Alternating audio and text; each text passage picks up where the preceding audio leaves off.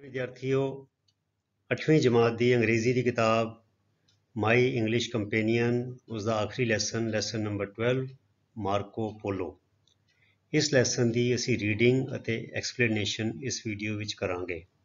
अर्थात पूरी कहानी जो है या पूरा जो लेख है लैसन इनू पढ़िया जाएगा, उसी तुसी इनू ध्यान नाल सुनना है, शब्दों के उच्चारणों को सुनना है। जिहड़े नवे नवे शब्द आउणगे उन्होंने मैं अर्थ दसांगा, सारे सेंटेंस का उल्था करांगा। तुसी बड़े ध्यान नाल सुनो, नवे शब्दों के मतलब नू अपनी नोटबुक च उतार लो। जिहड़े कोई मुहावरे फ्रेजिज आउणगे उन्होंने भी अर्थ मैं समझावांगा तो एक्सप्लेन किया जाएगा। जिहड़ी वाधू जानकारी जिथे लोड़ है नाल मैं संखेप विच वो भी जुड़ती हुई देवांगा। सो तुसी बड़े ध्यान दे नाल सुनना है तो सारी गल्लां नू नोट कर लेना है। सो आओ शुरू करिए reading and explanation of this lesson.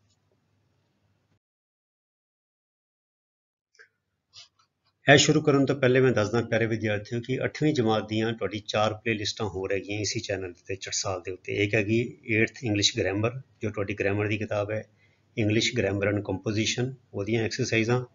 फिर 8th साइंस हैगी है जिस साइंस के नोट्स ते ओहदी एक्सरसाइजिज। फिर हैगी 8th मैथ जिस मैथ के सारे सवाल हल करके पाए गए हैं। तो चौथी हैगी 8th मैथ नोट्स जिहदे मैथ के सिद्धांतां नूं समझाया गया है। सो तुसी उन्हां दा लाहा भी लै सकदे हो। सो यह लैसन बच्चे का स्टार्ट होता है मार्को पोलो। मार्को पोलो बंदे का नाम है, देखो कैपिटल M तो कैपिटल P, यह प्रॉपर नाउन है, ठीक है। सो मार्को पोलो कौन सी? Marco Polo was a merchant. Merchant का मतलब होता है सौदागर या व्यापारी। And an adventurer. एडवेंचरर का मतलब होता है जिहड़ा बंदा कोई रोमांचक काम करके खुश होवे, कोई रिस्क लवे, अणचितवे थावां ते जावे जिथे कहंदा कोई गल नहीं देखी जाएगी, उत्साही होवे, जांबाज होवे। So Marco Polo was a merchant and an adventurer. अर्थात मार्को पोलो एक सौदागर सी अते नाल ही जांबाज सी, अर्थात खतरे मोल लैण वाला बंदा सी, ठीक है। ही ट्रैवल्ड विद हिज फादर। उन्हें अपने पिता दे नाल सफ़र किया। ट्रैवल्ड मैंने सफ़र किया, विद हिज फादर अपने पिता नाल, एंड अंकल ਅਤੇ ਆਪਣੇ ਅੰਕਲ ਦੇ ਨਾਲ। ਹੁਣ ਅੰਕਲ ਸਾਨੂੰ ਪਤਾ ਨਹੀਂ ਕੌਣ ਹੈ ਬੱਚਿਓ, ਇਹ ਅੰਗਰੇਜ਼ੀ ਦੀ ਮਜਬੂਰੀ ਹੈ ਕਿਉਂਕਿ ਸਾਡੇ ਪੰਜਾਬੀ ਵਿੱਚ ਤੇ ਮਾਸੜ ਵੱਖਰਾ ਹੈ, ਫੁੱਫੜ ਵੱਖਰਾ ਹੈ, ਚਾਚਾ ਵੱਖਰਾ ਹੈ, ਤਾਇਆ ਵੱਖਰਾ ਹੈ ਹਨਾ, ਤੇ ਮਾਮਾ ਵੱਖਰਾ ਹੈ, ਪਰ ਇਹਨਾਂ ਵਿੱਚ ਸਾਰੇ ਨੂੰ ਅੰਕਲ ਕਿਹਾ ਜਾਂਦਾ। ਜ਼ਿਆਦਾ ਤੋਂ ਜ਼ਿਆਦਾ ਕਹਿ ਦਿੰਦੇ ਨੇ ਮੈਟਰਨਲ ਅੰਕਲ। ਮੈਟਰਨਲ ਅੰਕਲ 'ਚ ਮਾਮਾ ਵੀ ਆ ਜਾਂਦਾ ਹੈ ਤੇ ਮਾਸੜ ਵੀ ਆ ਜਾਂਦਾ, ਮਾਪੇ ਮਾਂ ਵਾਲੇ ਪਾਸੇ, ਜਾਂ ਫਿਰ ਪੈਟਰਨਲ ਅੰਕਲ ਆ ਜਾਂਦਾ। ਹੁਣ ਪੈਟਰਨਲ ਅੰਕਲ ਵਿੱਚ ਪਤਾ ਨਹੀਂ ਲੱਗਦਾ ਕਿ ਫੁੱਫੜ ਹੈ ਜਾਂ ਚਾਚਾ ਹੈ, ਤਾਇਆ। ਸੋ ਬੱਚੇ ਦੇਖੋ ਆਪਣੀ ਪੰਜਾਬੀ ਬੋਲੀ ਕਿੰਨੀ ਮਹਾਨ ਹੈਗੀ ਹੈ ਤੇ ਸਾਨੂੰ ਆਪਣੀ ਬੋਲੀ ਤੇ ਮਾਣ ਹੋਣਾ ਚਾਹੀਦਾ। ਸੋ ਇਹ ਇਕੱਲਾ ਅੰਕਲ ਨਹੀਂ ਸਾਰ ਲੈਂਦੇ ਨੇ। ਹੁਣ ਸਾਨੂੰ ਪਤਾ ਨਹੀਂ ਅੰਕਲ ਕੌਣ ਸੀ, ਠੀਕ ਹੈ, ਪਰ ਇੰਨਾ ਪਤਾ ਕਿ ਅੰਕਲ ਸੀ, ਠੀਕ ਹੈ। ਸੋ ਚਲੋ ਕੋਈ ਗੱਲ ਨਹੀਂ। He travelled with his father and uncle. ਉਹ ਆਪਣੇ ਪਿਤਾ ਅਤੇ ਅੰਕਲ ਦੇ ਨਾਲ ਉਹਨੇ ਸਫ਼ਰ ਕੀਤਾ। ਕਿੱਥੋਂ? From Venice. ਵੈਨਿਸ ਬੱਚਿਓ ਸ਼ਹਿਰ ਦਾ ਨਾਮ ਹੈ ਇਟਲੀ ਦਾ, ਅੱਜ ਵੀ ਹੈਗਾ। ਇੱਥੇ ਸੜਕਾਂ ਨਹੀਂ ਹੈਗੀਆਂ, ਨਹਿਰਾਂ ਨੇ, ਮਤਲਬ ਕਿ ਸੜਕਾਂ ਦੀ ਥਾਂ ਪਾਣੀ ਵਗਦਾ ਹੈ। ਇਹ ਟਾਪੂਆਂ ਦਾ ਸਮੂਹ ਹੈਗਾ ਵੈਨਿਸ। ਇਟਲੀ ਸ਼ਹਿਰ, ਇਟਲੀ ਜੋ ਦੇਸ਼ ਹੈ ਉਹਦਾ ਇੱਕ ਹੈ ਸ਼ਹਿਰ ਹੈ ਬੜਾ ਵੱਡਾ ਤੇ ਬੰਦਰਗਾਹ ਵੀ ਹੈਗਾ। ਸੋ ਇਹ ਉੱਥੇ ਦਾ ਸੀਗਾ। ਸੋ ਉੱਥੋਂ ਵੈਨਿਸ ਤੋਂ ਆਪਣੇ ਪਿਤਾ ਅਤੇ ਅੰਕਲ ਦੇ ਨਾਲ ਇਹਨੇ ਸਫ਼ਰ ਕੀਤਾ। ਕਿੱਥੇ ਕੀਤਾ? To China. ਇਹਨੇ ਚਾਈਨਾ ਵਾਲੇ ਪਾਸੇ ਆਪਣੇ ਪਿਤਾ ਅਤੇ ਅੰਕਲ ਦੇ ਨਾਲ ਵੈਨਿਸ ਤੋਂ ਸਫ਼ਰ ਕੀਤਾ। ਤੇ ਕਹਿੰਦੇ Marco Polo spent 17 years in China. Marco Polo ਨੇ 17 ਸਾਲ ਚਾਈਨਾ ਵਿੱਚ ਬਿਤਾਏ। Before returning to Venice. Venice ਮੁੜਨ ਤੋਂ ਪਹਿਲਾਂ, ਅਰਥਾਤ ਚਾਈਨਾ ਗਿਆ, ਉੱਥੇ 17 ਸਾਲ ਰਿਹਾ ਤੇ ਫਿਰ ਮੁੜ ਕੇ ਵੈਨਿਸ ਆਇਆ। ਕਹਿੰਦੇ ਲੈਟ ਅਸ ਰੀਡ, ਕਹਿੰਦੇ ਆਓ ਅਸੀਂ ਪੜ੍ਹੀਏ, ਐਂਡ ਲਰਨ ਅਤੇ ਸਿੱਖੀਏ, ਮੋਰ ਹੋਰ, ਅਬਾਊਟ ਦਿਸ ਐਡਵੈਂਚਰਸ ਐਕਸਪਲੋਰਰ।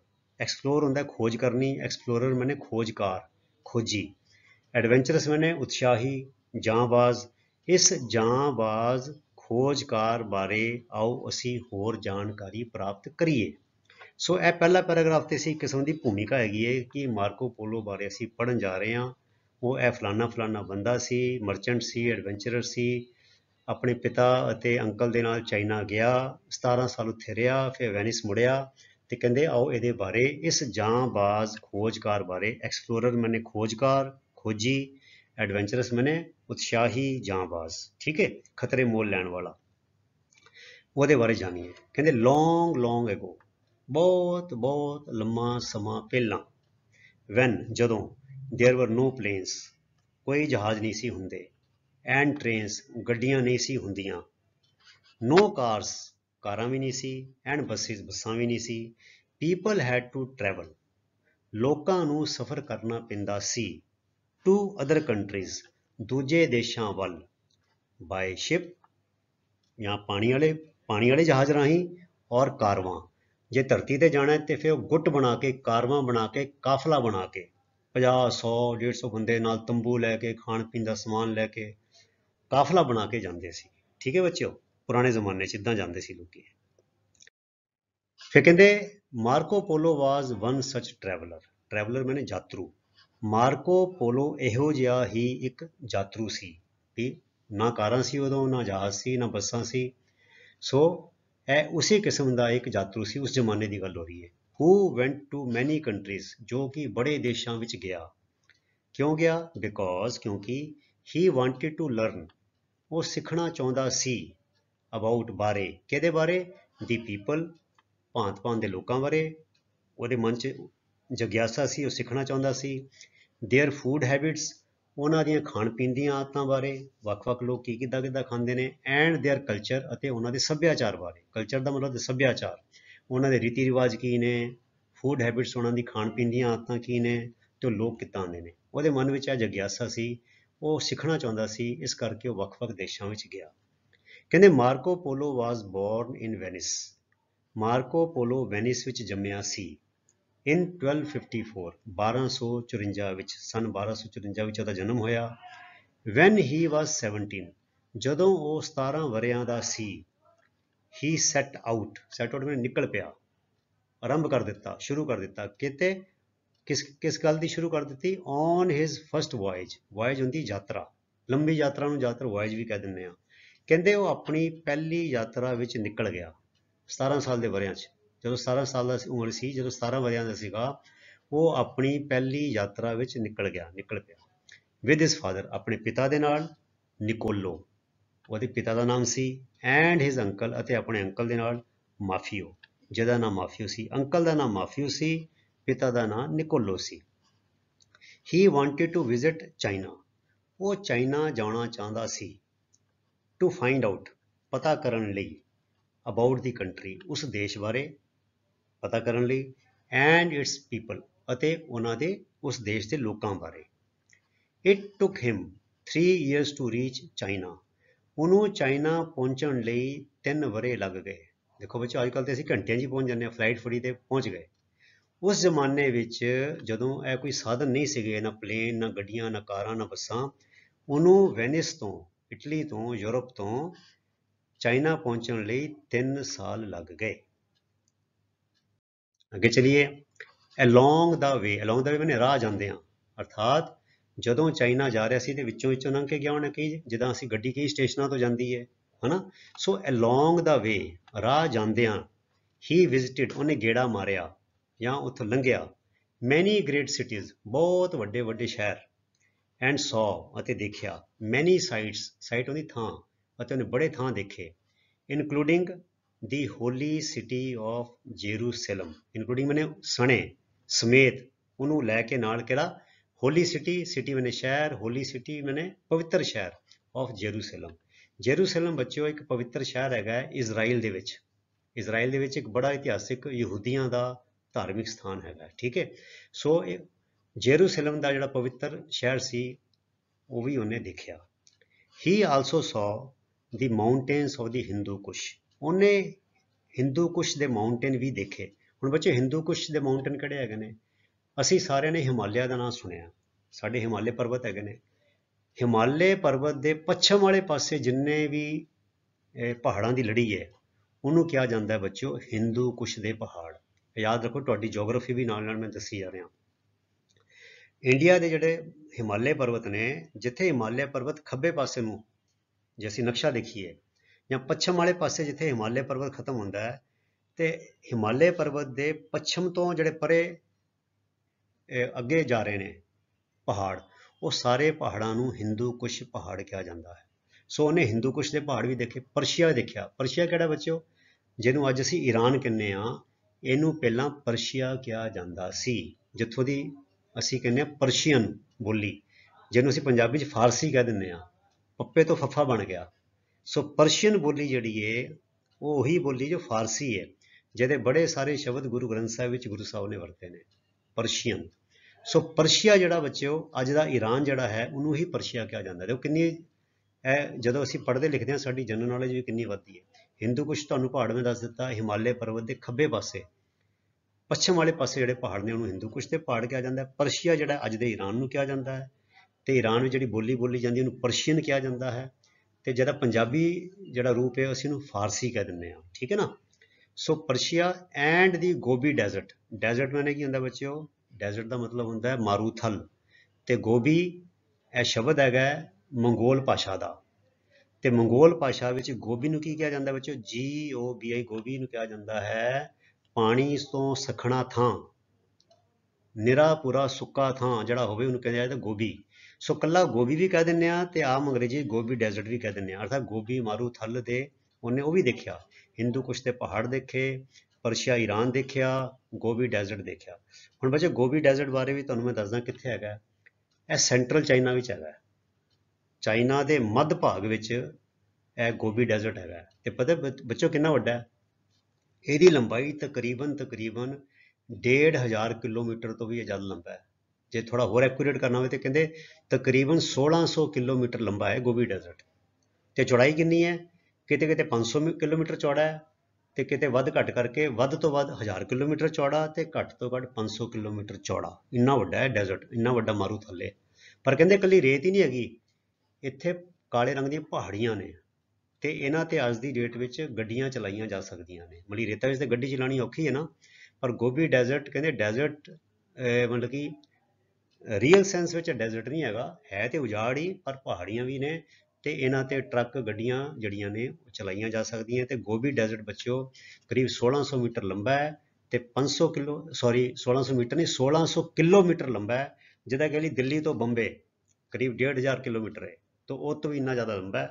ਜਾਂ ਦਿੱਲੀ ਤੋਂ ਕਲਕੱਤਾ ਲੈ ਲਓ, ਇੰਨਾ ਲੰਬਾ ਹੈ।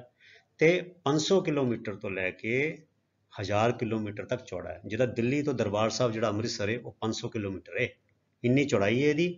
ਤੇ ਇਹ ਤੋਂ 500 ਕਿਲੋਮੀਟਰ ਤੋਂ ਲੈ ਕੇ 1000 ਕਿਲੋਮੀਟਰ, ਕਿਤੇ 500 ਕਿਤੇ 600 ਕਿਤੇ 650 700, ਵੱਧ ਤੋਂ ਵੱਧ 1000 ਕਿਲੋਮੀਟਰ, ਤੇ ਘੱਟ ਤੋਂ ਘੱਟ 500 ਕਿਲੋਮੀਟਰ, ਤੇ ਲੰਬਾਈ ਹੈਗੀ 1600 ਕਿਲੋਮੀਟਰ। ਸੋ ਇਹ ਜਾਣਕਾਰੀ ਵੀ ਮੈਂ ਤੁਹਾਡੇ ਨਾਲ ਸਾਂਝੀ ਕਰ ਰਿਹਾ। ਜਿਹੜੇ ਬੱਚੇ ਇਹਨਾਂ ਚੀਜ਼ਾਂ 'ਚ ਇੰਟਰਸਟ ਰੱਖਣਾ ਚਾਹੁੰਦੇ ਨੇ ਉਹ ਇਹ ਗੱਲਾਂ ਵੀ ਨਾਲ ਨਾਲ ਨੋਟ ਕਰੀ ਜਾਣ। ਕਹਿੰਦੇ he met a lot of different people, ਉਹਨੇ ਭਾਂਤ ਕਿਸਮ ਦੇ ਬਹੁਤ ਸਾਰੇ ਲੋਕੀ ਮਿਲੇ, ਉਹਨੂੰ ਦੇਖੇ, ਕਿਉਂਕਿ ਜਦ ਅਲੱਗ-ਅਲੱਗ ਦੇਸ਼ਾਂ ਵਿੱਚ ਜਾਏਗਾ ਤੇ ਅਲੱਗ-ਅਲੱਗ ਲੋਕ ਮਿਲਣਗੇ। ਐਂਡ ਹੈਡ ਮੈਨੀ ਐਡਵੈਂਚਰਸ, ਤੇ ਉਹਨੂੰ ਬੜੇ ਐਡਵੈਂਚਰਸ ਮਨੇ ਉਹਨੂੰ ਬੜੇ ਰੋਮਾਂਚਕ ਤਜਰਬੇ ਹੋਏ, ਤੇ ਜਿੱਦੇ ਕਿਤੇ ਨਾ ਕਿਤੇ ਕੋਈ ਖਤਰੇ ਵਾਲੀ ਗੱਲ ਵੀ ਹੋਈ, ਕਿਤੇ ਕੋਈ ਰਿਸਕ ਵੀ ਵਧਿਆ ਹੋਣਾ। ਸੋ ਐਡਵੈਂਚਰਸ ਹੁੰਦਾ ਬੱਚਿਓ, ਐਡਵੈਂਚਰ ਨੂੰ ਕਹਿੰਦੇ ਨੇ ਖਤਰੇ ਵਾਲੀ ਕੋਈ ਜਿਹੜੀ ਘਟਨਾ ਹੋਈ ਹੈ ਉਹਨੂੰ ਕਹਿੰਦੇ ਐਡਵੈਂਚਰ। ਉਹਨੂੰ ਬੜੇ ਰੋਮਾਂਚਕ ਜਿਹੜੇ ਸੀਗੇ, ਬੜੇ ਮਜ਼ੇਦਾਰ, ਬੜੇ ਖਤਰੇ ਵਾਲੇ ਉਹਨੂੰ ਤਜਰਬੇ ਹੋਏ। ਦੀ ਵੈਲਥ ਮੈਨੇ ਅਮੀਰੀ, ਐਂਡ ਲਗਜ਼ਰੀ ਮੈਨੇ ਹੁੰਦਾ ਠਾਠ ਬਾਠ ਜਾਂ ਸੁੱਖ ਸਾਧਨ, ਆਫ ਦੀ ਚਾਈਨੀਜ਼ ਸਿਟੀਜ਼, ਅਰਥਾਤ ਕਹਿੰਦੇ ਚੀਨੀ ਸ਼ਹਿਰਾਂ ਦਾ ਜਿਹੜੀ ਅਮੀਰੀ ਸੀ ਤੇ ਉਹਨਾਂ ਦੇ ਠਾਠ ਬਾਠ ਸੀ, ਇੰਪ੍ਰੈਸਡ ਮਾਰਕੋ ਪੋਲੋ, ਉਹਨਾਂ ਨੇ ਮਾਰਕੋ ਪੋਲੋ ਨੂੰ ਬੜਾ ਪ੍ਰਭਾਵਿਤ ਕੀਤਾ। ਅਰਥਾਤ ਮਾਰਕੋ ਪੋਲੋ ਜਿਹੜਾ ਸੀਗਾ ਉਹ ਚੀਨੀ ਸ਼ਹਿਰਾਂ ਦਾ ਠਾਠ ਬਾਠ ਤੇ ਉਹਨਾਂ ਦੀ ਅਮੀਰੀ ਦੇਖ ਕੇ ਪ੍ਰਭਾਵਿਤ ਹੋਇਆ। ਹੀ ਵਾਜ਼ ਫੈਸੀਨੇਟਡ ਉਹਨੇ ਮੁਗਧ ਹੋ ਗਿਆ, ਮੋਹਿਤ ਹੋ ਗਿਆ, ਬਾਏ ਦੀ ਗ੍ਰੈਂਡਨੈਸ ਹੁੰਦੀ ਸ਼ਾਨ ਸ਼ੌਕਤ, ਐਂਡ ਗ੍ਰੇਟਨੈਸ ਮਹਾਨਤਾ, ਆਫ ਕੁਬਲਈ ਖਾਨਸ ਕੋਟ ਮੈਨੇ ਦਰਬਾਰ। ਉਹ ਕੁਬਲਈ ਖਾਨ ਦਾ ਜੋ ਦਰਬਾਰ ਸੀ, ਉਹਦਾ ਜੋ ਮਹਿਲ ਸੀ, ਉਹਦੀ ਸ਼ਾਨੋ ਸ਼ੌਕਤ ਅਤੇ ਮਹਾਨਤਾ ਦੇਖ ਕੇ ਉਹ ਮੰਤਰਮੁਗਧ ਹੋ ਗਿਆ, ਮੋਹਿਤ ਹੋ ਗਿਆ। ਹੁਣ ਬੱਚੋ ਕੁਬਲਈ ਖਾਨ ਕੌਣ ਸੀ, ਥੋੜਾ ਵੀ ਦੱਸ ਦਈਏ ਤੁਹਾਨੂੰ। ਕੁਬਲਈ ਖਾਨ ਉਹ ਸੀ ਬੱਚੋ ਜੋ ਚੰਗੇਜ਼ ਖਾਨ ਸੀ ਨਾ, ਚੰਗੇਜ਼ ਖਾਨ ਇਹ ਉਹਦਾ ਪੋਤਾ ਸੀ, ਤੇ ਚੰਗੇਜ਼ ਖਾਨ ਪੂਰੇ ਚਾਈਨਾ ਤੇ ਕਬਜ਼ਾ ਕਰਨਾ ਚਾਹੁੰਦਾ ਸੀਗਾ, ਤੇ ਉਹਦੇ ਇਸ ਮੁਹਿੰਮ ਨੂੰ ਉਹਦੇ ਇਸ ਪੋਤੇ ਨੇ ਕੁਬਲਈ ਖਾਨ ਨੇ ਉਹਦੇ ਸੁਪਨੇ ਨੂੰ ਚਾਈਨਾ ਤੇ ਪੂਰਾ ਕਬਜ਼ਾ ਕਰਨ ਦਾ ਇਹਨੇ ਪੂਰਾ ਕੀਤਾ ਸੀ। ਅਰਥਾਤ ਜਿਹੜਾ ਕੰਮ ਚੰਗੇਜ਼ ਖਾਨ ਨੇ ਸ਼ੁਰੂ ਕੀਤਾ ਸੀਗਾ ਉਹਨੂੰ ਕੁਬਲਈ ਖਾਨ ਨੇ ਪੂਰਾ ਕੀਤਾ। ਕਿਹੜਾ ਕੰਮ? ਪੂਰੇ ਚਾਈਨਾ ਤੇ ਆਪਣੀ ਹਕੂਮਤ ਦਾ ਝੰਡਾ ਲਹਿਰਾਉਣ ਦਾ ਕੰਮ। ਸੋ ਉਸ ਵੇਲੇ ਤੱਕ ਜਿਹੜਾ ਕੁਬਲਈ ਖਾਨ ਸੀ, ਉਹਦਾ ਪੋਤਾ ਚੰਗੇਜ਼ ਖਾਨ ਦਾ, ਉਹ ਚਾਈਨਾ ਤੇ ਪੂਰਾ ਕਬਜ਼ਾ ਕਰ ਚੁੱਕਾ ਸੀ। ਜਦੋਂ ਮਾਰਕੋ ਪੋਲੋ ਉੱਥੇ ਪਹੁੰਚਿਆ ਉਦੋਂ ਕੁਬਲਈ ਖਾਨ ਦਾ ਰਾਜ ਸੀ। ਔਰ ਇਹ ਕੁਬਲਈ ਖਾਨ ਕੌਣ ਸੀ? ਚੰਗੇਜ਼ ਖਾਨ ਦਾ ਪੋਤਾ ਸੀ, ਠੀਕ ਹੈ। ਕਹਿੰਦੇ it was nothing like he had experienced in Europe. ਕਹਿੰਦੇ ਜੋ ਉਹਨੇ ਯੂਰਪ 'ਚ ਤਜਰਬਾ ਕੀਤਾ ਸੀ, 17 ਸਾਲ ਦਾ ਵਰਿਆਂ ਦਾ ਸੀਗਾ, ਜੋ ਉਹਨੇ 17 ਸਾਲ ਦੀ ਉਮਰ 'ਚ ਆਪਣੇ ਯੂਰਪ ਵਿੱਚ ਦੇਖਿਆ ਸੀ ਲਾਗੇ ਛਾਗੇ ਜਾਂ ਸਫ਼ਰ ਕਰਦੇ ਜੋ ਲੰਘਿਆ ਸੀ, ਕਹਿੰਦੇ ਜੋ ਉਹਨੇ ਚਾਈਨਾ 'ਚ ਦੇਖਿਆ ਉਹਦੇ ਲਾਗੇ ਛਾਗੇ ਸੀਗਾ ਹੀ ਨਹੀਂ ਕਿਤੇ। ਕਹਿੰਦੇ it was nothing like he had experienced in Europe, ਵੀ ਜੋ ਕੁਛ ਉਹਨੇ ਯੂਰਪ 'ਚ ਦੇਖਿਆ ਸੀਗਾ, ਇਹ ਚਾਈਨਾ ਦਾ ਜੋ ਠਾਠ ਬਾਠ ਮਹਾਨਤਾ ਸੀ, ਕਹਿੰਦੇ ਯੂਰਪ ਤੇ ਉਹਦੇ ਲਾਗੇ ਛਾਗੇ ਕਿਤੇ ਵੀ ਨਹੀਂ ਸੀਗਾ। It was nothing like that. ਉਹ ਉਹਦੇ ਸਾਹਮਣੇ ਤੇ ਨਾ ਮਾਤਰ ਸੀ, ਪਾਸਕੋ ਵੀ ਨਹੀਂ ਸੀ ਉਹਦਾ। ਫਿਰ ਕਹਿੰਦੇ ਦੀ ਕੈਪੀਟਲ ਸਿਟੀ ਆਫ ਕਿਨਸੇ, ਹੁਣ ਕੈਪੀਟਲ ਸਿਟੀ ਆਫ ਕਿਨਸੇ ਜਿਹੜਾ ਸ਼ਹਿਰ ਸੀਗਾ, ਉਹਦੀ ਜਿਹੜੀ ਹੈ ਰਾਜਧਾਨੀ ਵਾਲਾ ਸ਼ਹਿਰ ਸੀਗਾ, ਵਾਜ਼ ਲਾਰਜ, ਵੱਡਾ ਸੀਗਾ, ਬਟ ਵੈਲ ਆਰਗੇਨਾਈਜ਼ਡ, ਪਰ ਬੜਾ ਤਰਤੀਬਵਾਰ ਸੀ।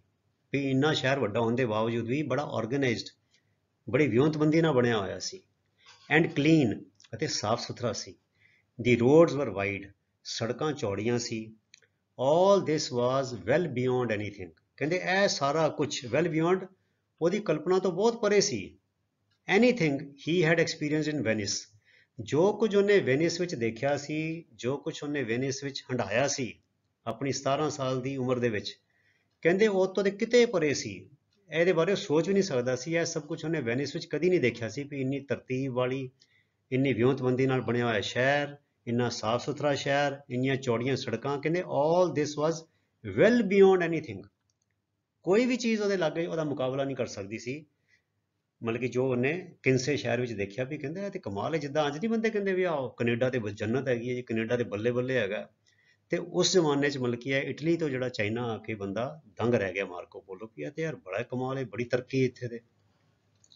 ਐਵਰੀਥਿੰਗ ਫਰੋਮ ਦਾ ਫੂਡ, ਹਰ ਚੀਜ਼, ਚਾਹੇ ਉਹ ਖਾਣਾ ਸੀ, ਟੂ ਦਾ ਪੀਪਲ, ਚਾਹੇ ਉਹ ਲੋਕ ਸੀ, ਟੂ ਦਾ ਐਨੀਮਲਸ, ਚਾਹੇ ਉਹ ਜਾਨਵਰ ਸਨ, ਮਤਲਬ ਹਰ ਚੀਜ਼ ਨੂੰ ਅਨੋਖੀ ਨਜ਼ਰ ਆਈ, ਨਵੀਂ ਨਜ਼ਰ ਆਈ।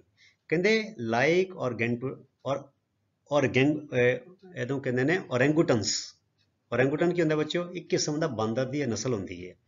ਇਹਦੀਆਂ ਬਾਹਾਂ ਜਿਹੜੀਆਂ ਨੇ ਲੰਬੀਆਂ ਹੁੰਦੀਆਂ ਨੇ ਤੇ ਵੱਡੀਆਂ ਹੁੰਦੀਆਂ ਨੇ, ਤੇ ਕਲਾਬਾਜ਼ੀਆਂ ਬੜੀਆਂ ਖਾਂਦਾ ਹੈ। ਮਤਲਬ ਬਾਂਦਰ ਦੀ ਨਸਲ ਦੀ ਹੈ ਇੱਕ ਕਿਸਮ ਹੈ ਔਰੈਂਗੂਟਨਸ। ਐਂਡ ਰਾਈਨੋਸ, ਰਾਈਨੋਸ ਕੀ ਹੁੰਦੇ ਨੇ? ਰਾਈਨੋਸਰ ਗੈਂਡੇ। ਸੋ ਖਾਸ ਤੌਰ ਤੇ ਜਿਹੜੇ ਇਹ ਜਾਨਵਰ ਸੀ ਔਰੈਂਗੂਟਨਸ ਐਂਡ ਰਾਈਨੋਸ, ਗੈਂਡੇ ਤੇ ਇਹ ਖਾਸ ਕਿਸਮ ਦੇ ਜਿਹੜੇ ਬਾਂਦਰ ਸੀ, ਉਹਨੇ ਉੱਥੇ ਪਹਿਲੇ ਕਦੀ ਨਹੀਂ ਦੇਖੇ ਸੀ। ਵਰ ਨਿਊ, ਇਹ ਨਵੀਂ ਚੀਜ਼ ਸੀ। ਐਂਡ ਇੰਟਰਸਟਿੰਗ, ਅਤੇ ਬੜੇ ਰੋਚਕ ਸੀ।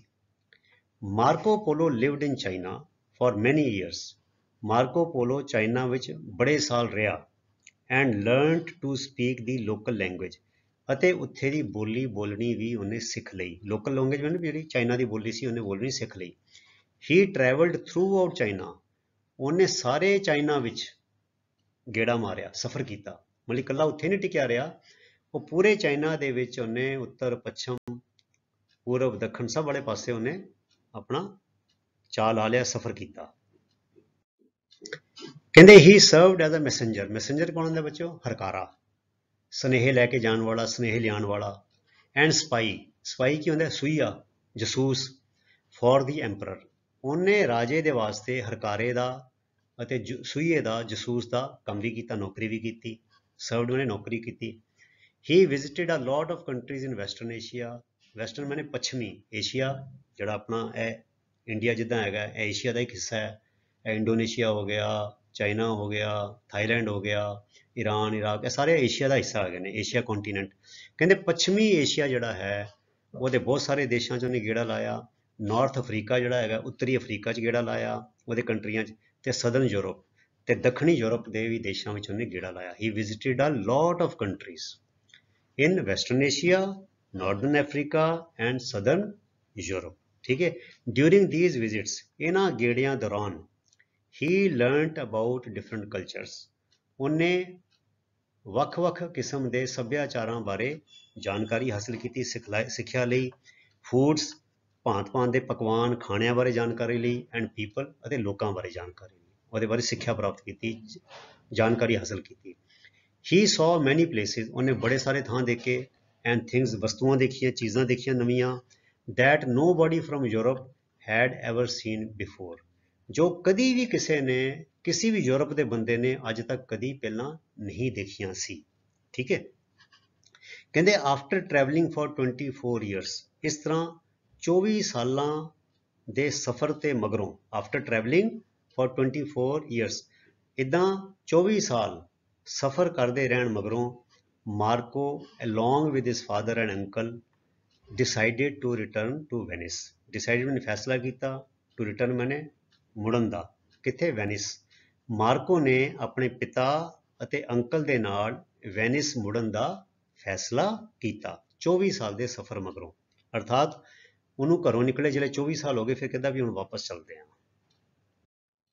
ਕਹਿੰਦੇ ਦੇ ਹੈਡ ਲੈਫਟ ਹੋਮ ਇਨ 1271 ਉਹਨਾਂ ਨੇ ਆਪਣਾ ਘਰ 1271 ਵਿੱਚ ਛੱਡਿਆ ਸੀ ਐਂਡ ਫਾਈਨਲੀ ਮੈਨੇ ਓੜਕ ਅਖੀਰ ਨੂੰ ਰਿਟਰਨਡ ਮੈਨੇ ਮੁੜੇ ਇਨ 1295 ਤੇ ਓੜਕ ਉਹ 1295 ਨੂੰ ਘਰ ਮੁੜੇ A few years after returning home ਤੇ ਘਰ ਮੁੜਨ ਤੋਂ ਕੁਝ ਸਾਲ ਮਗਰੋਂ after returning home ਮਤਲਬ ਕਿ ਘਰ ਮੁੜਨ ਤੋਂ a few years after ਘਰ ਮੁੜਨ ਤੋਂ ਕੁਝ ਸਾਲ ਮਗਰੋਂ Venice fought a war Venice ਨੇ ਜੰਗ ਲੜੀ फाइट मैंने लड़ना फाइट a war जंग लड़नी fought a war जंग लड़ी fight fought ਕਿਹਦੇ ਨਾਲ ਲੜੀ with the city of Genoa ਜਿਨੋਵਾ ਦੇ ਸ਼ਹਿਰ ਦੇ ਨਾਲ ਉਦੋਂ ਬੱਚੋ ਇਹਦਾ ਇਟਲੀ ਅੱਜ ਕੱਲ੍ਹ ਜਿਹਦਾ ਦੇਸ਼ ਬਣੇ ਹੋਏ ਨੇ ਉਦੋਂ ਤਾਂ ਇਹਦਾ ਸੰਕਲਪ ਹੀ ਨਹੀਂ ਸੀਗਾ ਨਾ ਇਹਦਾ ਵੀਜ਼ੇ ਸੀ ਉਹਦਾ ਰਾਜੇ ਮਹਾਰਾਜਿਆਂ ਦਾ ਰਾਜ ਸੀ ਡੈਮੋਕ੍ਰੇਸੀ ਵੀ ਨਹੀਂ ਸੀਗੀ ਸੋ ਜਿਨੋਵਾ ਵੀ ਬੱਚੋ ਇੱਕ ਅੱਜ ਦੇ ਇਟਲੀ ਦਾ ਹੀ ਇੱਕ ਸ਼ਹਿਰ ਹੈ ਪਰ ਉਦੋਂ ਇਹ ਤਾਂ ਇਟਲੀ ਦਾ ਸਾਂਝਾ ਨਹੀਂ ਸੀਗਾ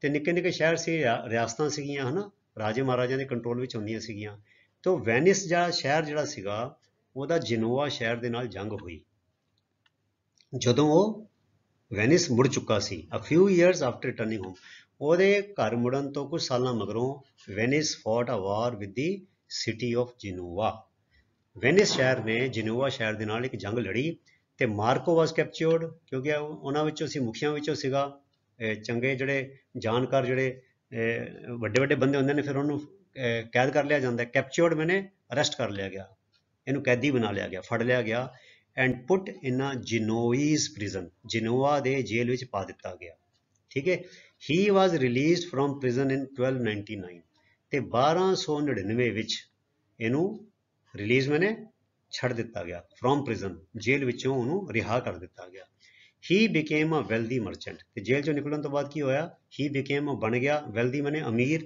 मर्चेंट मैंने सौदागर व्यापारी वो एक अमीर व्यापारी बन गया ही मैरिड अ लेडी उन्हें एक औरत नाल विआह किया नेम्ड डोनाटा बैडवर वो औरत का नाम सी डोनाटा बैडवर लड़की नाल उन्हें विआह किया एंड हैड 3 चिल्ड्रन अते उहदे 3 जवाक सीगे 3 न्याणे सीगे ही डाइड ऑन 8 जनवरी 1324 वो 8 जनवरी 1324 ਨੂੰ ਅਕਾਲ ਚਲਾਣਾ ਕਰ ਗਿਆ ਐਟ ਦੀ ਏਜ ਆਫ 70 ਜਦੋਂ ਉਹ 70 ਵਰਿਆਂ ਦਾ ਸੀ 70 ਸਾਲ ਦੀ ਉਮਰ ਵਿੱਚ ਉਹ ਅਕਾਲ ਚਲਾਣਾ ਕਰ ਗਿਆ 8 ਜਨਵਰੀ 1324 ਨੂੰ ਐਂਡ ਵਾਸ ਬਰਿਡ ਮਨੇ ਉਹਨੂੰ ਦਬ ਦਿੱਤਾ ਗਿਆ ਕਬਰ ਵਿੱਚ in the church of San Lorenzo in Venice ਵਿੱਚ ਸੈਨ ਲੋਰੈਂਜ਼ੋ ਦੀ ਚਰਚ ਵਿੱਚ ਉਹਨੂੰ ਦਫਨਾ ਦਿੱਤਾ ਗਿਆ ਦਬ ਦਿੱਤਾ ਗਿਆ